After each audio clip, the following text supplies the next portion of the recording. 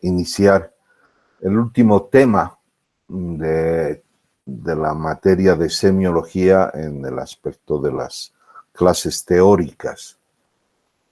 Vamos a llevar un tema que además ustedes ya los dos grupos los han tenido que repasar en habilidades.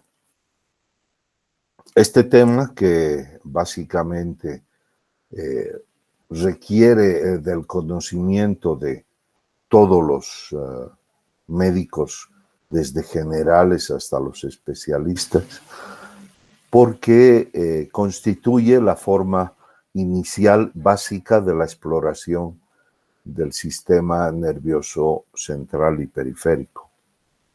El sistema nervioso central y periférico, como se lo ha entendido y se tiene en conocimiento, representa el sistema regulador y el sistema coordinador del cuerpo junto con el sistema endocrinológico. El sistema nervioso, a través de un cableado y de sustancias neuroestimuladoras, logra recibir estímulos a nivel central del medio ambiente y de la parte interna del cuerpo. Estos estímulos que llevan son reguladores para el funcionamiento de nuestro cuerpo. Estos estímulos se constituyen en la mejor forma juntamente con los estímulos que se reciben a nivel endocrinológico, y muchas veces la comunicación a nivel central entre el sistema nervioso y el sistema endocrino permiten una adecuación del cuerpo al medio interno y al medio externo. Se entiende como medio interno a las enfermedades o agresiones que recibimos internamente.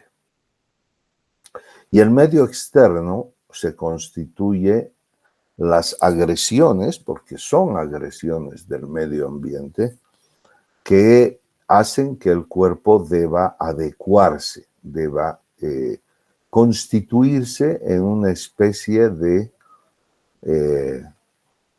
centro en el cual el ser humano tiene que sobrevivir en la Tierra. Es tan importante el hecho de que exista un sistema de recepción de estímulos y de una orden inmediata de acción, que son los reflejos, que hacen que el cuerpo se vaya adecuando al medio interno y al medio externo.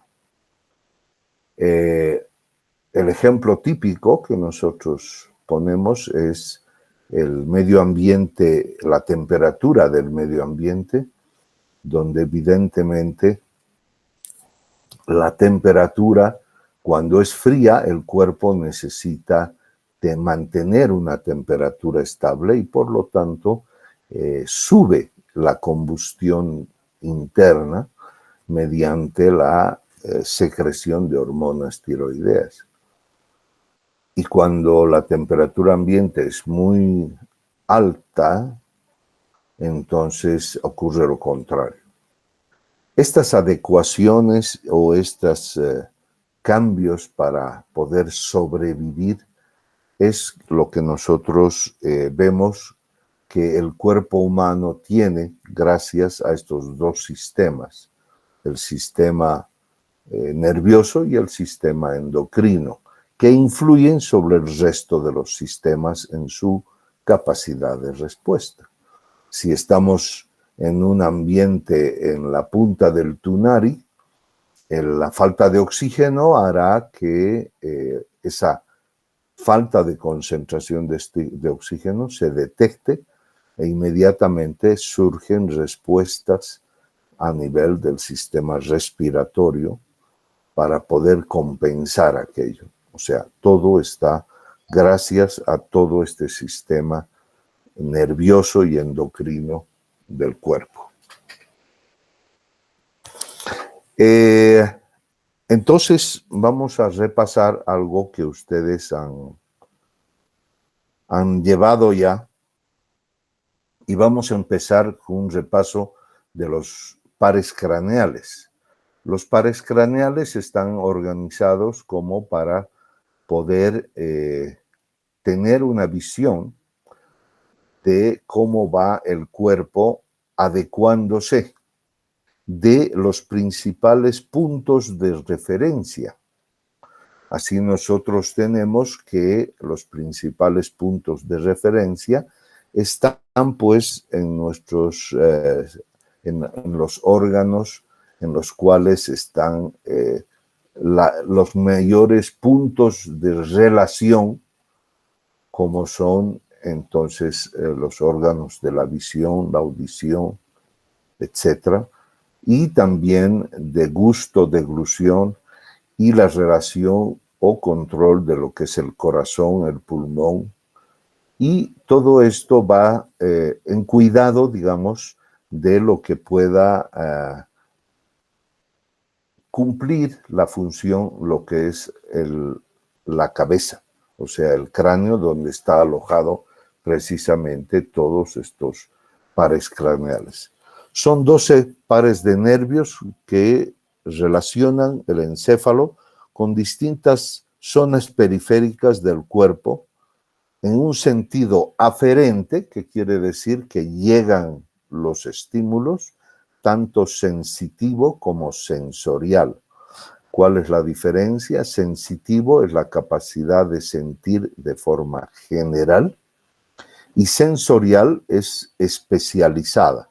Es una forma de recibir el estímulo sensitivo, pero de una manera especial.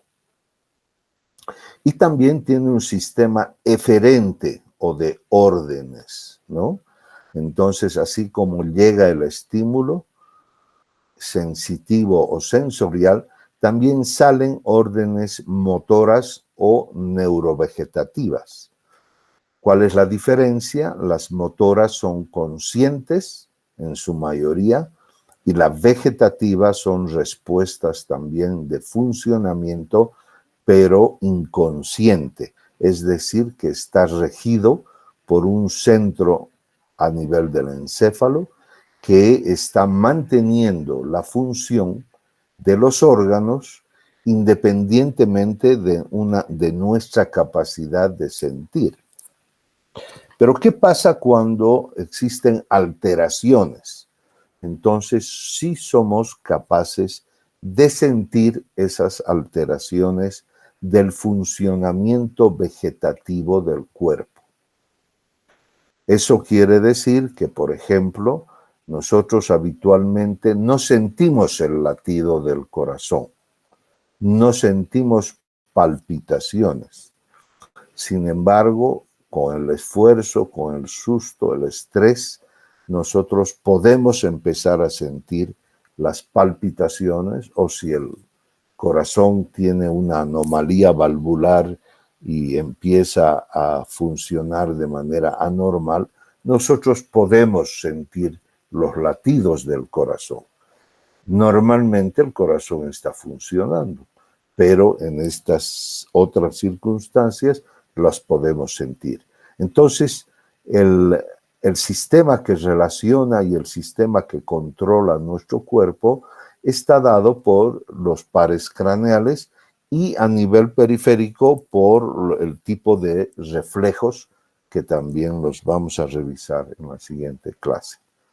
Bien, a nivel del encéfalo, estos nervios que los hemos visto acá, que el primero es el olfatorio, el segundo es el óptico, el tercero es un conjunto de nervios que permiten que el ojo tenga una motilidad y una movilidad adecuada para poder captar los distintos espacios de los campos visuales.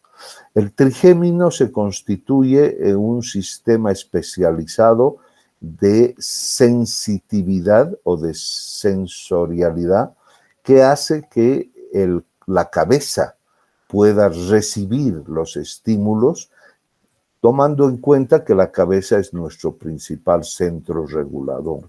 Pero con el tiempo se ha visto que no solo la cabeza es quien regula el cuerpo, sino que también tenemos centros especializados a nivel del corazón, a nivel de el aparato digestivo y el aparato reproductor.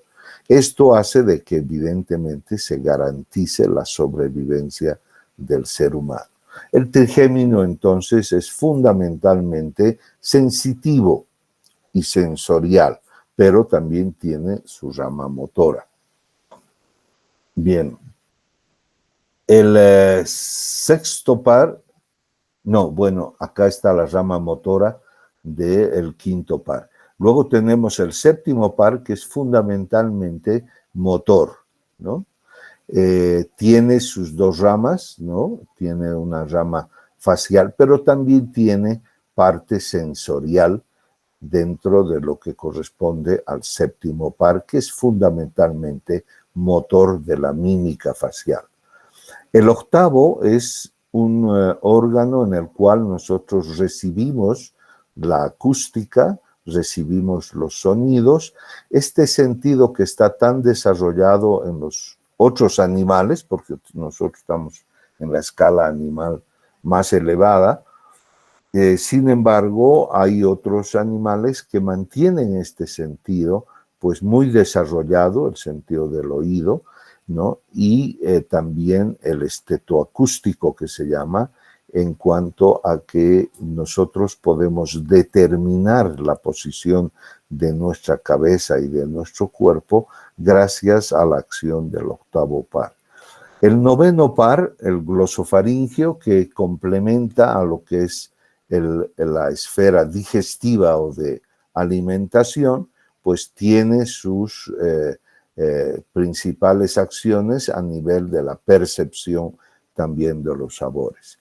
El más importante, quién sabe, y el más complejo es el décimo par o el vago, que controla de manera simultánea el funcionamiento del aparato de distintos centros que los va coordinando, pero fundamentalmente el cardiorrespiratorio, el digestivo, ¿no? Es importante que el décimo par pueda estar actuando siempre de manera adecuada porque son centros cardiorrespiratorio y digestivo fundamentales para la sobrevivencia, ¿no? El onceavo par tiene que ver con fundamentalmente una acción muscular en la posición que garantice una buena posición de la cabeza, normando y sobre todo controlando el funcionamiento muscular del cuello. Y el duodécimo par tenemos que tiene que ver mucho con lo que es el funcionamiento a nivel de la lengua y de la úvula, que es un dato que a nosotros nos interesa saber porque alteraciones de la úvula nos traducen lesiones a nivel del tallo cerebral. Bien, estos 12 pares entonces lo que hacen es un control del cuerpo, tanto a nivel sensitivo, recibiendo estímulos o información de cómo se encuentra el cuerpo, y motora, dando instrucciones para corregir ciertas alteraciones. Bien, estos nervios entonces tienen distintas salidas aparentes, que se llama, o orígenes aparentes, porque su origen está realmente dentro de lo que es el encéfalo, dentro de lo que es el tallo cerebral, a distintos niveles. Y nosotros lo que sí tenemos que saber es que el centro donde se origina, y no necesariamente la vía, pero por curiosidad podemos ver, por ejemplo, las distintas salidas de los nervios a nivel del tallo cerebral para proseguir su camino hacia los órganos que van a inervar. Por ejemplo, acá tenemos las raíces de salida del nervio vago, ¿no? El accesorio, o sea, están distribuidos de una manera tal que se complementan en su función. Bien, vamos a empezar rápidamente entonces con este repaso que para ustedes ya es conocido y es simplemente como una forma de mención. El primer par, el olfatorio, es un nervio sensorial. Hemos dicho que sensitivo recibe todos los estímulos, pero sensorial es una recepción especializada de estímulos especiales. Son neuronas sensoriales encargadas de la recepción e interpretación del olfato. El origen está ubicado en el cornete superior, el piso de la cavidad nasal y el septum nasal superior. Es decir, ahí es por donde entra el aire y los aromas y estos van a estimular a estos receptores neuronales sensoriales. Estos nervios hacen su primera sinapsis a nivel del bulbo olfatorio, ¿no? Y luego siguen por el tracto olfatorio de la corteza olfatoria primaria y llegan a la corteza prepiriforme o área periamigdalina, que es el centro cerebral donde se hace conciencia del estímulo que se ha percibido, esto de los olores. La exploración semiológica es el concurso. La imagen está un poquito mal porque debe ser con los ojos cerrados, ¿no? Es un orificio nasal por otro orificio nasal. La percepción o el descubrimiento de olores familiares que no sean irritantes, ¿no? Ahí tenemos algunas hierbas, tenemos la canela, tenemos el café, la vainilla. No se puede perfumes, por ejemplo, ¿no? Entonces la discriminación de los perfumes.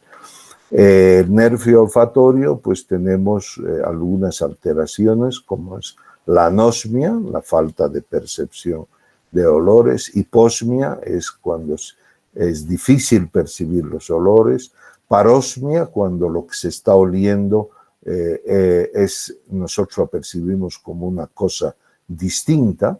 La cacosmia, cuando se percibe, uno está oliendo aromas de flores y sin embargo siente como si estuviera oliendo pues excremento o sustancias desagradables. Hiperosmia es las personas que son muy sensibles al olfato y que cualquier alteración del cambio del ambiente ya ellos lo van sintiendo. Y alucinaciones olfatorias difiere de la parosmia porque es la aparición de percepción de olores que no están en el medio ambiente y que se los percibe como si estuvieran presentes y en cantidades importantes.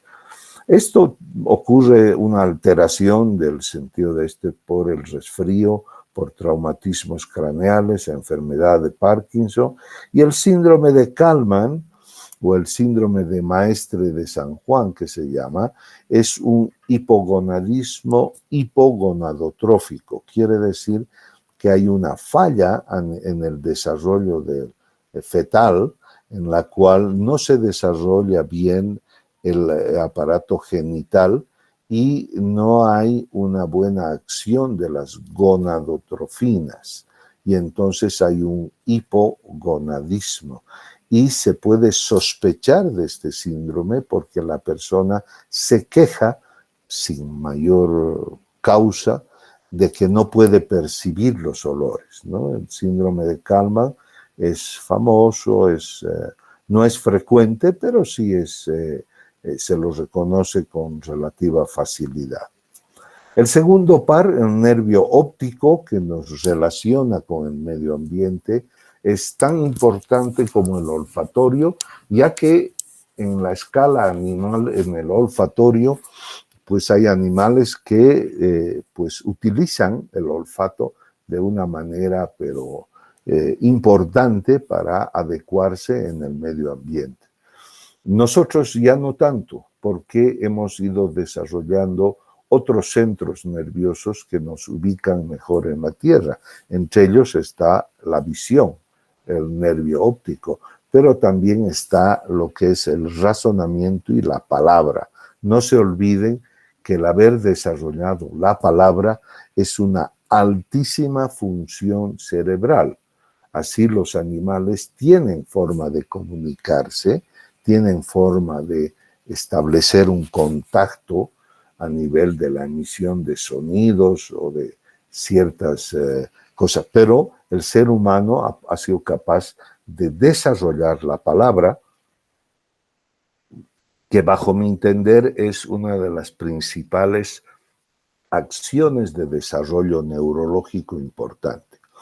Bien, el nervio óptico o la visión, ¿para qué nos sirve? Pues para poder adecuarnos, para poder orientarnos y sobre todo para ayuda al octavo par de la estetoacústica, que quiere decir estatoacústica, que quiere decir el saber, uno, en qué posición están nuestras partes del cuerpo y nosotros ubicarnos en relación a la gravedad de la Tierra. El nervio óptico entonces es un nervio también sensorial especializado cuyo origen está en las neuronas ganglionares de la retina que convergen en la papila, o sea, los conos y bastones de la retina convergen en la... Y lo que captan estos conos y bastones es la luminosidad. Para eso, en la estructura del globo ocular tenemos el ingreso de los haces luminosos que penetran primero por la córnea, un lente transparente, ¿no?, que no modifica el camino de los haces luminosos para pasar y ser, vamos a decir, reducidos en su intensidad o aumentados en su paso gracias a la pupila, comandado por el iris. Luego pasan al humor acuoso, para luego en el cristalino sí recibir una reorientación que de un camino paralelo hace que se converjan y vayan a caer en el punto, en la mácula densa de la retina, en ese punto que hace que nosotros podamos tener una visión aguda, tanto lejana como cercana. Ahí está a su cargo el cristalino, que es el que está modificando el camino de los haces luminosos para que converjan específicamente en la retina. Estos conos y bastones de la retina entonces se reúnen en la papila y forman el nervio óptico. El nervio óptico se entrecruza, ya veremos la característica de este entrecruzamiento a nivel del quiasma, que además es una zona que puede sufrir lesiones por crecimiento de la hipófisis, ¿no? Entonces el quiasma óptico se puede ver afectado. Luego siguen a cada lado las cintillas ópticas que luego se transforman en radiaciones ópticas para terminar en la corteza calcárea del cerebro, en la región occipital, donde en el área 17, si no me acuerdo mal, está el centro de la visión, en área occipital, ¿no? Esto es importante saber para poder orientarnos de cómo va. ¿Cuáles son sus funciones? La agudeza visual, de cerca, de lejos. La visión a los colores, la distinción de los colores, porque gracias a esta distinción de los colores, nosotros podemos interpretar lo que estamos viendo. Tenemos la visión a los colores. La visión en blanco y negro que vemos en la computadora, pues no permite una clara diferenciación de las cosas. La visión a los colores sí. Porque tener dos globos oculares tenemos la profundidad de la visión, es decir, somos capaces de saber exactamente a qué distancia están las cosas. y el campo visual. Entonces nosotros tenemos delante de nosotros el campo visual y en la retina tenemos los campos retinianos. La forma de exploración es mediante estas gráficas en las cuales el paciente se pone a 6 metros de estas tablas, en la cual, de acuerdo a su distinto tamaño y a la capacidad que tenga de poder leer de manera nítida las distintas líneas, nosotros podemos ver entonces su capacidad. Esta tabla que está al centro, está también habilitada como para poder ver la visión a los colores, porque sabemos que el daltonismo es la ausencia de reconocer los colores verde y rojo. Y la tabla de la derecha es la que se utiliza en las personas analfabetas, ¿no? Analfabetas que no saben reconocer las letras del abecedario. Estas son las láminas de Ishihara que podemos reconocer los colores, y si ustedes están viendo, a ver si pueden tomarse, a ver si ven un 6, un 8, un 25, un 29, un 45, un 56. Son los números que podemos distinguir y que si no lo pueden distinguir, entonces vayan al oftalmólogo porque deben tener algún problema. Y las alteraciones entonces en relación a la distribución anatómica de las fibras, ¿no? Nosotros tenemos lo que se llaman los campos visuales delante de cada ojo. Hay la mitad del campo, estamos hablando del ojo izquierdo, la mitad extrema izquierda se llama el campo visual temporal y al centro el campo visual nasal. Del otro ojo igual, el amarillo es el campo visual nasal y el morado el campo visual temporal. Esos son los campos visuales. Entonces nosotros vemos que las imágenes del campo visual temporal izquierdo se ven con el ojo izquierdo, pero con el campo retiniano nasal. Entonces, campo visual temporal está percibido por el campo retiniano nasal, y así el campo visual nasal está percibido por el campo retiniano temporal. ¿Cuál es la importancia de ambos ojos? Es que las fibras de los campos retinianos temporales no se entrecruzan en el quiasma y entonces van a la zona cerebral homolateral. En cambio, las fibras que parten de la retina, de los conos y bastones del campo retiniano nasal, sí se entrecruzan al otro lado para formar las cintas visuales. Entonces, este entrecruzamiento es importante a la hora de distinguir las alteraciones que hay, ¿no? Tenemos visión normal, tenemos amaurosis del ojo derecho, tenemos una hemianopsia heterónima bitemporal, que sería esta, la hemianopsia bitemporal que se llama, ¿no? Que es sobre todo cuando el tumor de la hipófisis lesiona esta parte, acá donde dice la letra B, que es lo que corresponde acá, y al crecer y lesionar este entrecruzamiento, entonces no permite que se capte el campo visual temporal con el campo retiniano nasal y por lo tanto la visión hacia el exterior no es posible y la persona tiene una visión en tubo, ¿no? Y así ustedes van a poder ver, hay una hemianopsia derecha solamente, ¿no? Nasal derecha, y las distintas alteraciones que pueden darse por la existencia de lo que es las alteraciones a estos distintos niveles. Y acá nosotros podemos ver en A, por ejemplo, cuando hay una lesión del nervio óptico derecho totalmente, entonces tenemos una amaurosis o ceguera de todo el ojo derecho, y así, etcétera, etcétera, se puede ver. Otra de las cosas que debemos explorar en el óptico es el campo visual.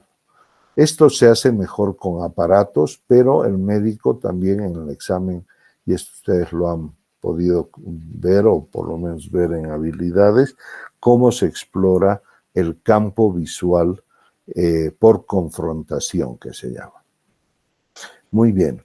Pasamos al tercer par craneal, que es el nervio oculomotor.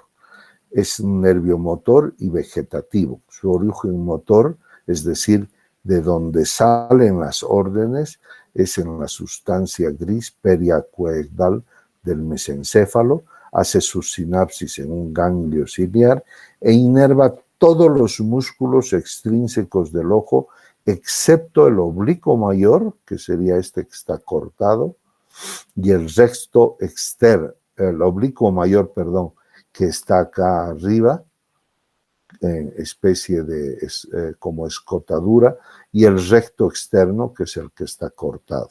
Entonces, cuando hay lesión del oculomotor, prácticamente hay una inamovilidad del ojo y solo puede haber una tendencia a que el ojo pueda ver hacia afuera y pueda ver hacia abajo, con lesión del tercer par, que no es lo mismo cuando hay lesión de los otros dos nervios que vamos a ver, del cuarto y del sexto par.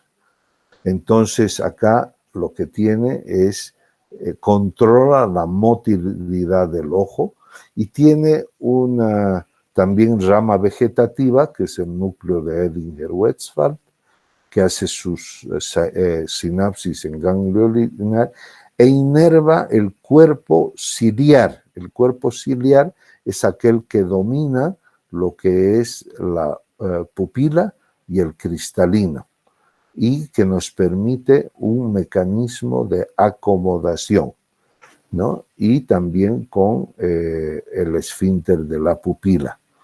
Entonces, la pupila reacciona con lo que es el reflejo fotomotor, ¿no? Entonces, todo esto está manejado por el tercer par.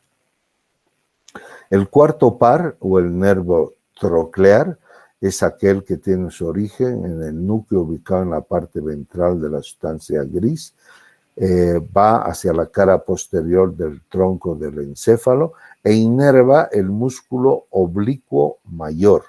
El oblicuo mayor o troclear es aquel músculo que permite que nosotros podamos ver hacia abajo y podamos bajar las escaleras. Los que tienen parálisis del cuarto par, entonces tienen que voltear la cabeza hacia abajo para poder bajar gradas, porque si no, no lo pueden hacer solamente con el ojo. El sexto par, o el abducens, origen en el núcleo ubicado en la protuberancia, inerva el músculo recto externo. O sea que cuando hay lesión de este músculo, no podemos ver hacia el extremo, hacia afuera. Entonces, para ver hacia afuera, debemos voltear la cabeza hacia afuera cuando hay lesión del nervio abducens. Entonces, acá tenemos las acciones para ver hacia afuera, sexto par, para ver hacia adentro y para ver hacia arriba. Y tenemos hacia arriba adentro o hacia arriba afuera, tenemos el tercer par, y tenemos para ver un poco hacia adentro y hacia abajo, tenemos el cuarto par. El resto está manejado por el tercer par craneal.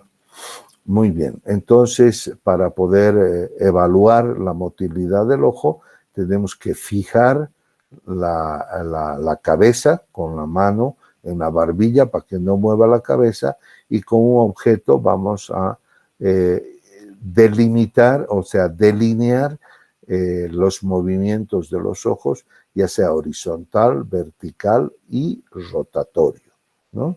Y ahí nosotros nos fijaremos si el ojo sigue a la punta del objeto de manera paralela y concordante entre los dos, ¿no? Y así tenemos que puede haber alteraciones como la midriasis, la miosis o la anisocoria, que es cuando ambos ojos no están de manera coordinada en cuanto a la dilatación pupilar. Y tenemos el reflejo fotomotor consensual y el de acomodación, que eso se van a ver en los reflejos superficiales. Y el fotomotor entonces es alumbrando con una linterna o una pupila que puede estar medianamente dilatada, la apuntamos con la luz y entonces se debe contraer. Esto lo hay que hacer en ambos ojos. El consensual es cuando nosotros apuntamos el reflejo a una pupila y nos fijamos que la otra reaccione, pero hay que poner la mano a nivel del puente de la nariz para evitar contaminar con la luz al otro ojo, ¿no? Entonces, realizamos un reflejo fotomotor en un ojo, pero nos fijamos que el otro ojo responda de la misma manera. Ese es el consensual. Y el de acomodación es aquel, pues, en la cual nosotros ponemos nuestro dedo o un objeto lejano primero, ¿no? Vemos que la persona vea la punta del objeto de nuestro dedo de manera nítida, y después se lo acercamos a menos de 30 centímetros y la respuesta será una visión en la cual los globos oculares convergen hacia el centro y ocurre una miosis, ¿no? Entonces, esa es la respuesta normal en el reflejo de acomodación.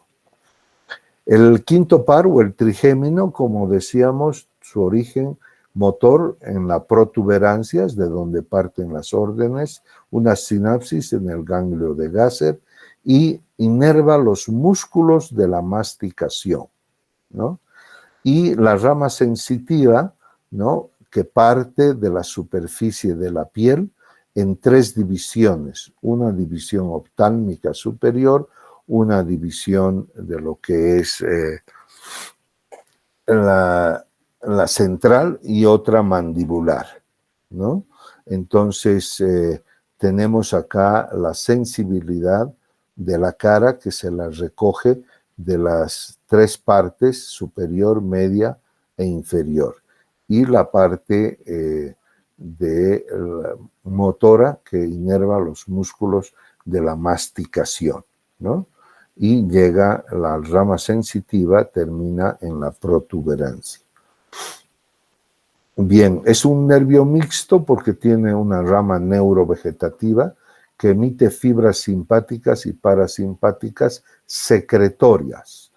Hace sinapsis en ganglio, en el esfenopalatino, el óptico y el submaxilar, y el esfenopalatino inerva la mucosa nasal, el paladar, la úvula, la amígdala y la glándula lagrimal.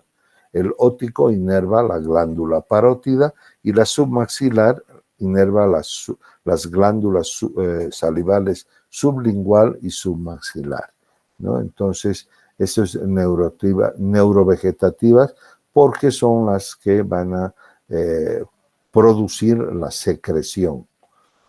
El trigémino, entonces, tenemos la función motora, es la masticación, y la sensitivo es la percepción de impulsos dolorosos, táctiles, térmicos y proprioceptivos de la cara, ¿no? La exploración es exploración sensitiva, rozando ya sea una hebra de algodón o la punta de una aguja, vamos a estimular las distintas zonas sensitivas en la frente a nivel de la malar y a nivel mandibular de ambos lados. La exploración sensitiva será que pueda abrir la boca, la motilidad activa voluntaria, entonces es que pueda mover, abrir la boca, mover el mentón hacia los costados o mover el mentón hacia adelante. El nervio facial, que es un nervio mixto también, motor, inerva los músculos de la mímica facial. Entonces, inerva los músculos faciales, ¿no? Hace una sinapsis en el ganglio geniculado y aporta fibras prácticamente a todos los músculos de la cara. La rama sensitiva parte del pabellón auricular a nivel del oído y hace sinapsis en el ganglio geniculado y termina en el núcleo del tracto solitario. Es sensitivo del dolor a nivel del oído. El nervio facial, las funciones, tenemos la función motora, que es la mímica facial, en la cual le pedimos al paciente que contraiga los músculos de la frente, de la cara, de la mandíbula y tal. La parte sensitiva es la percepción de impulsos dolorosos, táctiles, térmicos y proprioceptivos. Sensorial recoge el sentido del gusto de los 2/3 anteriores de la lengua. Y vegetativa controla la glándula lagrimal. El nervio facial, entonces, la exploración es la exploración de los sabores de los 2/3 anteriores de la lengua, con el amargo, el ácido o agrio, umami, salado y dulce. Todo esto ya lo tienen ustedes visto con anterioridad, ¿no? Entonces, las lesiones neuronales, cuando hay una lesión a nivel central o cuando hay una lesión a nivel periférica. Cuando hay una lesión a nivel central, hay una supresión de movimientos voluntarios, ¿no? Al igual que en la lesión de la neurona periférica. La lesión central afecta siempre a grupos musculares y en la lesión periférica puede afectar a músculos aislados de la cara. Generalmente la lesión central se produce con espasticidad e hiperreflexia. En cambio, la lesión periférica se acompaña de flacidez, hipotonía o hiporreflexia. Esto es importante recordar para diferenciar lo que son las lesiones centrales y periféricas. El octavo par, a ver, vamos a ver acá, tenemos las lesiones, del séptimo par, la parálisis facial periférica o central que hemos visto con estas alteraciones que se dan. La principal diferencia está en que la lesión central hay una espasticidad, una hiperreflexia, en cambio en la lesión periférica hay una flacidez, hipotonía e hiporreflexia.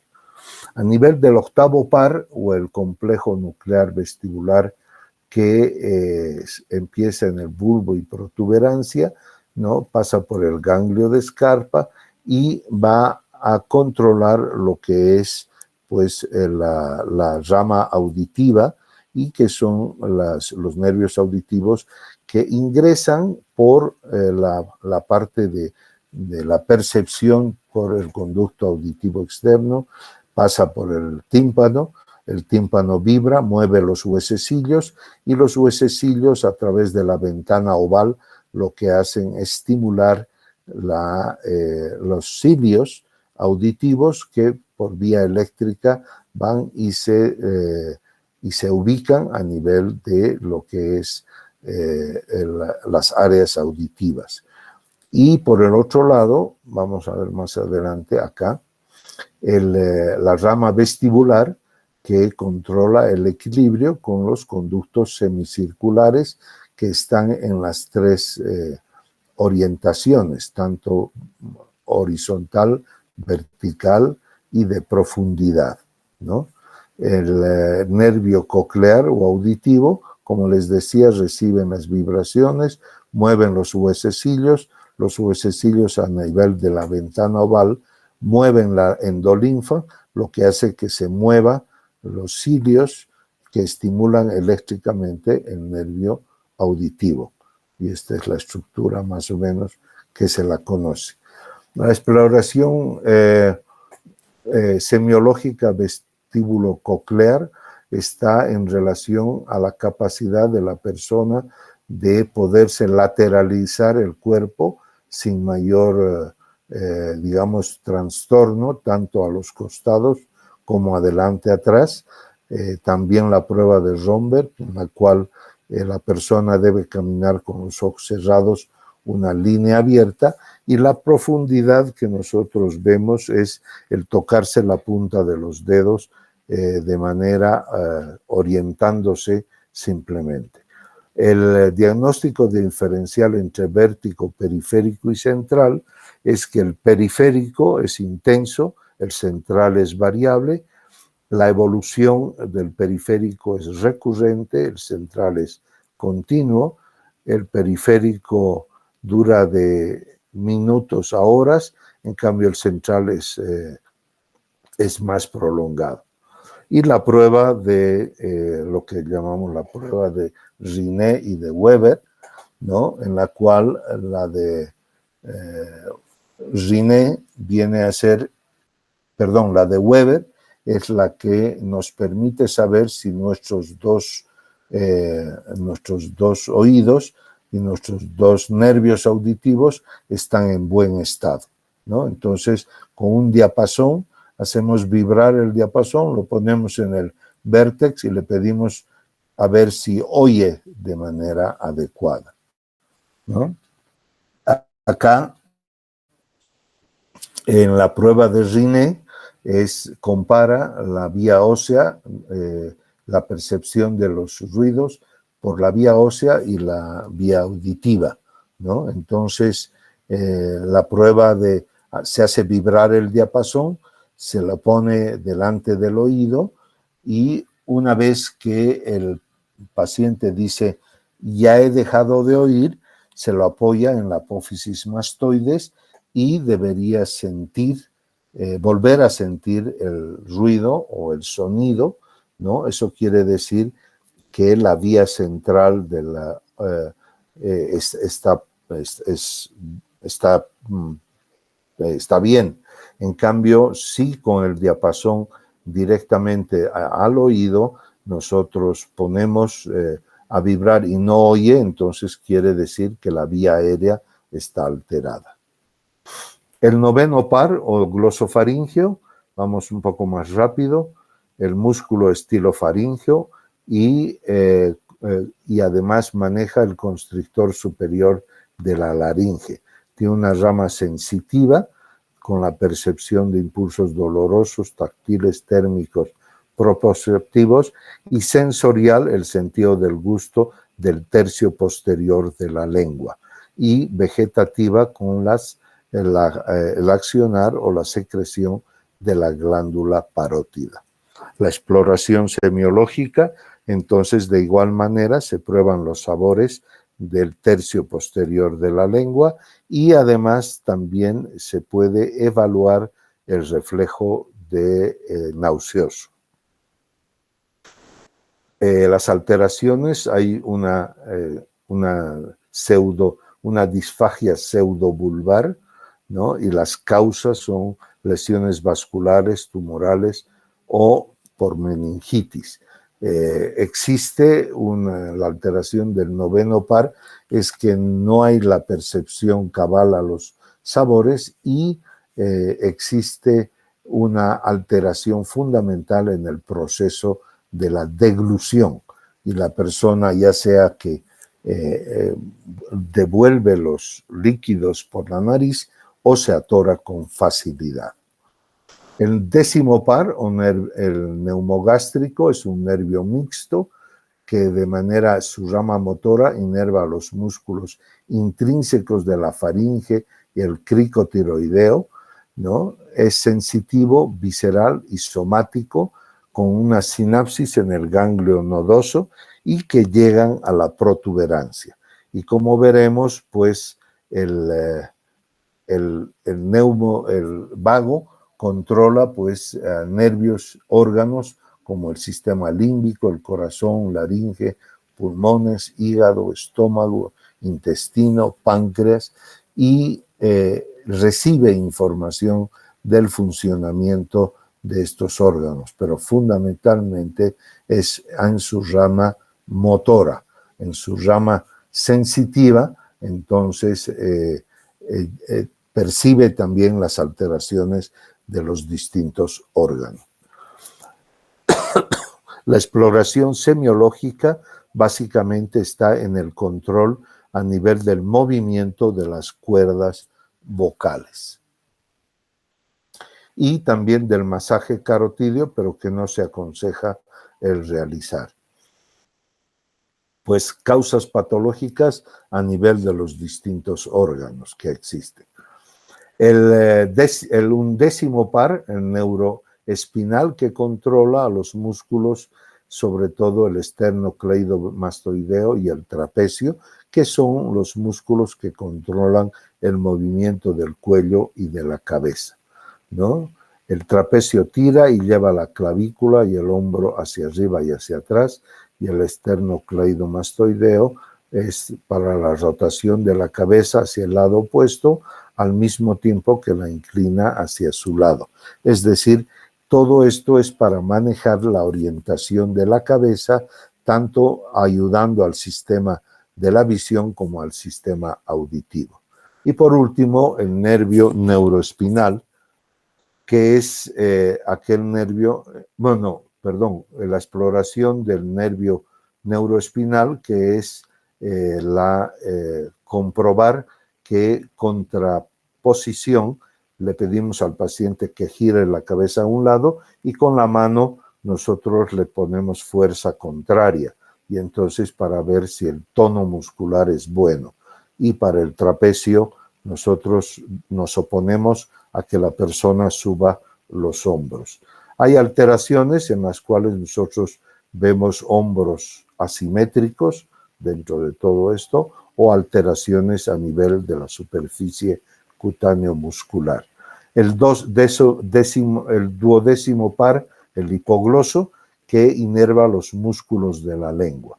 Es importantísimo que nosotros controlemos esto y además también se participa con el control de la úvula.